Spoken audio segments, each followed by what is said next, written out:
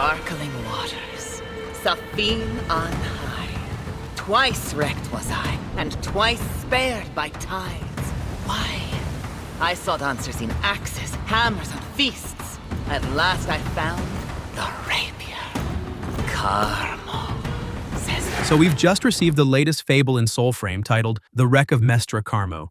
But before we dive into the story guide, I want to quickly highlight a standout new feature in Prelude 14. If you head over to the settings menu, you'll now find a brand new field of view slider. I've been waiting for this for a long time, and it's finally here. So if we go here in the settings near the top, we will see this slider. So 90 is a bit too wide for my taste, but the sweet spot seems to sit right around 80. Also, looking off into the distance, you can also spot the new Siege Tower content, which I'll be covering in a dedicated video very soon, so be sure to subscribe and stay tuned for all the latest Soulframe updates. Now, without further ado, let's get into the Fable. So, to get started with the new Fable the Wreck of Mestra Carmo, you'll first need to make your way over to the shipwreck location, which serves as the starting point for this story. From there, your main objective is to locate and collect several fragments. These fragments are scattered across multiple marked areas on the map and is clearly indicated by circular icons. Take your time to explore each one thoroughly, as you'll need to gather every single fragment to progress. Once you have collected all the fragments, head back to the craftsman. There, you'll be able to craft the item using the fragments you've gathered.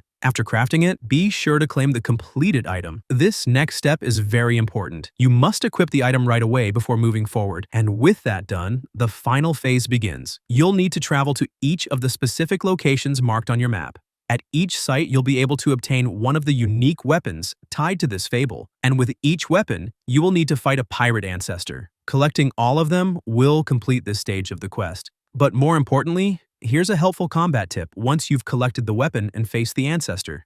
The best way I've found to fight her is to constantly parry her attacks. Timing your parries well lets you deflect everything she throws at you, which creates safe openings and maintains control of the fight. It definitely takes some practice to get the rhythm just right, but once you do, it feels incredibly rewarding and turns what could be a tough battle into a much more manageable and satisfying encounter. Now, shifting over to my overall thoughts on this fable, it's still a little messy as I'm processing it all, but I'll be completely honest with you, this fable is genuinely really good. The pirate theme is executed beautifully with a strong atmosphere that pulls you in right from the shipwreck. The music stands out in particular. It nails that adventurous pirate vibe with haunting melodies mixed with energetic tracks that perfectly complement the story and setting. The whole package feels cohesive and immersive and obviously well crafted, which makes the experience enjoyable while it lasts.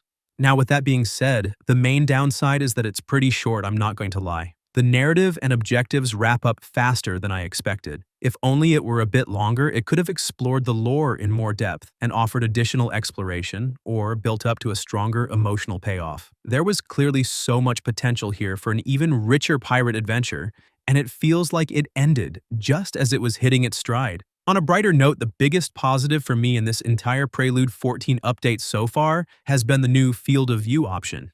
It's something I've been waiting for a long time, and it makes a massive difference in how the game feels to play. I'm not sure if it's just me, but does anyone else feel like the game is running much smoother overall? The textures look noticeably cleaner and more refined, and the frame rate feels incredibly solid. But anyway, that's about it, and don't forget to like and subscribe, and I'll see you in the next one.